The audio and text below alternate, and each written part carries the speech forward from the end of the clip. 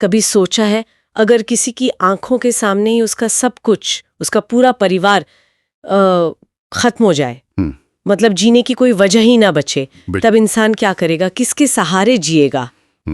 ये सवाल ही कंपा देता है। और आज हम बात करेंगे एक ऐसे ही शख्स की, डॉक्टर विक्टर फ्रैंकल की। हाँ, ऑस्ट्रिया के एक मनोचिकित्सक थे वो, और उनकी कहानी असाधारण है। बिल्कुल, उन्होंने नाजी यात्रा शिविरों की वो भयानक सच्चाई झेली, और सिर्फ झेली नहीं, उसमें से जिंदा निकले। बिल्कुल। और ये जो हमारी आज की बातचीत है, ये उन्हीं के जीवन और उनकी एक बहुत मशहूर किताब है मैन सर्च फॉर मीनिंग, उसके कुछ हिस्सों पर आधारित है। जी, तो हमारा मकसद क्या है आज? मकसद है फ्रैंकल के उन अनुभवों से जो एक जीवन दर्शन निकला, उसे समझना कि मतलब इतनी भयानक पीड़ा के बीच भी कोई कैसे जीने की वजह, कोई अर्थ ढूंढ सकता है। तो शुरू कहाँ से करें? फ्रैंकल वियना में थे, है ना, एक सफल न्यूरोलॉजिस्ट, साइकियाट्रिस्ट। जी हाँ, बिल्कुल। उनका करियर बढ़िया चल रहा था, वियना में प्रैक्टिस करते थे, लोगों की मानसिक उलझनें सुलझाते थे, सब ठीक था। और फिर आया 1942। हाँ, वो साल जिसने सब बदल दिया। उनको और उनके पूरे यहूदी परिवार को, उनकी पत्नी, माता पिता, भाई, सबको नाजी कंसंट्रेशन कैंप भेज दिया गया। ओह, पूरा परिवार? जी, पूरा परिवार। और सबसे दर्दनाक बात ये कि कुछ ही वक्त में फ्रैंकल को छोड़कर बाकी सब मार दिए गए। यानी वो उस नर्क में, उन कैंप्स में बिल्कुल अकेले रह गए थे। बिल्कुल अकेले। और वो कैंप्स जो किताबों में वर्णन मिलता है, वो रोंगटे खड़े कर देता है। हाँ, मैंने भी पढ़ा है। भूख, वो कड़ाके की ठंड, बीमारियां और रोज की मारपीट, मौत तो जैसे आम बात थी। सही कह रही हैं आप।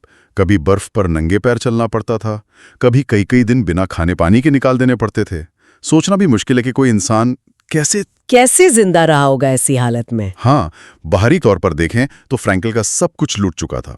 आजादी, इज्जत, अपने लोग, सब खत्म। लेकिन उन्होंने हार नहीं मानी। नहीं, उन्होंने वहीं एक बहुत बड़ी चीज महसूस की कि एक चीज है जो उनसे कोई नहीं छीन सकता। क्या? उनके विचार, उनका नजरिया।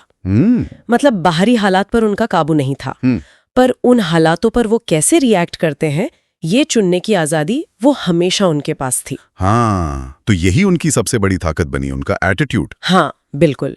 यही उनकी सबसे बड़ी खोज थी वहां, कि परिस्थितियां चाहे कितनी भी बुरी क्यों ना हो, अपना नजरिया चुनने की आजादी इंसान से कोई नहीं छीन सकता। सुनने में ये बहुत शक्तिशाली लगता है, पर उस रोजमर्रा की घुटन में, जहां हर पल मौत का साया हो, सिर्फ ये सोच लेना कि मेरा नजरिया मेरे हाथ में है, क्या ये काफी था?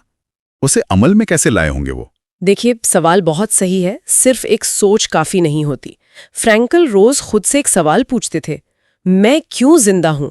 आसपास तो सिर्फ मौत और निराशा ही दिखती थी। तो उन्हें जवाब कैसे मिला? जीने की वजह कहां से मिली? उन्हें याद आई अपनी एक अधूरी किताब, एक पांडुलिपि जिस पर वो कैंप जाने से पहले काम कर रहे थे। ओह, उनकी किताब? हाँ, उन्होंने तय किया, उन्होंने ठाना कि उन्हें उस किताब को पूरा करने के लिए जीना है।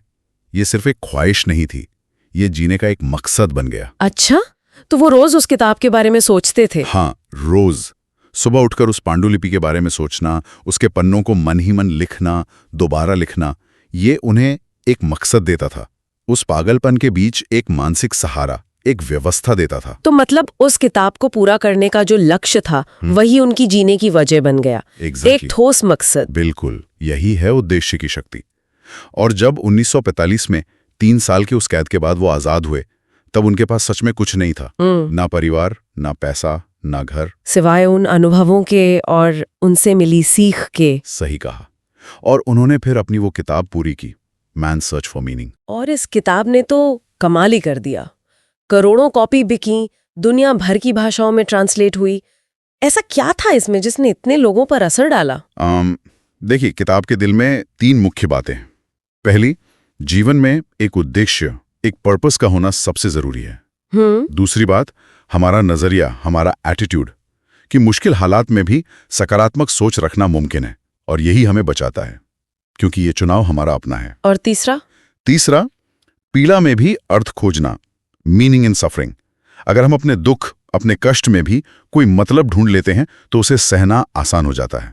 मतलब दुख तो आएगा, हाँ पर उसे झेलना कैसे है ये हम पर है। बिल्कुल, जैसा फ्रैंकलिन ने कहा भी है, उनका वो बहुत मशहूर कथन है ना। हाँ, वो वाला, जिस इंसान को पता होता है कि उसे क्यों जीना है, हाँ वो लगभग हर कैसे को झेल सकता है। हाँ यही। और ये सिर्फ कोई किताबी बात नहीं लगती है ना, ये उनके अपने जीवन का निचोड़ है। सही में उनकी कहानी सुनकर लगता है कि ये कोरी फिलॉसफी नहीं है। इंसान को वो ताकत दे सकता है जिससे वो अकल्पनीय पीड़ा सह सके और उससे उभर भी सके। मतलब सिर्फ जिंदा रहना नहीं, बल्कि एक गरिमा के साथ जिंदा रहना। बिल्कुल। तो उन्होंने ना सिर्फ खुद एक असाधारण जीवन जिया, बल्कि पूरी दुनिया को मुश्किल हालात से लड़ने और जीने की एक राह दिखा दी।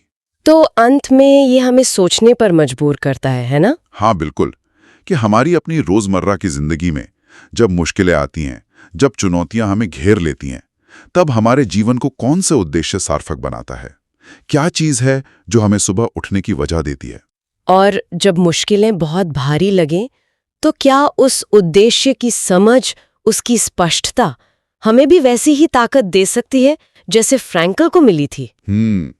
ये सवाल हम सबके सोचने के लिए है। कहानी अगर अच्छी लगी हो तो प्लीज़ हमारे चैनल को सब्सक्राइब कर लीजिए और बेल आइकन को प्रेस कर लीजिए ताकि हमारे जो भी नए वीडियो हो आपको सबसे पहले दिखे।